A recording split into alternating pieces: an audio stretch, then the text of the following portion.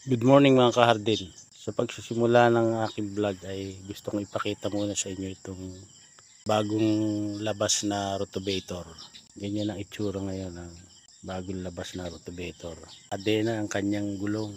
Maganda, walang flat eh. Hindi nababalaho tapos hindi pa na pa-flat. Yun ang pang-araro niya, rotovator. Maganda. Dito yung ginarahe ng operator eh. Mamaya kukuhanin na to. Ayun ang kanyang inararo. Dito sa kahangga namin. Ayun. Ang rotovator eh. Bukod sa meron siyang talim.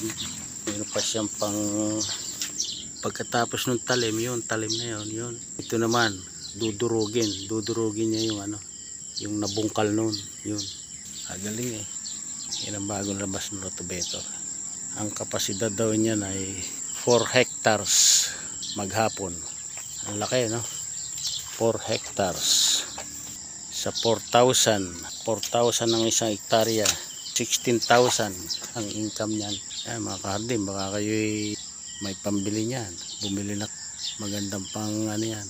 Kung meron kayo sinasakang maluwang, hindi pwede yan.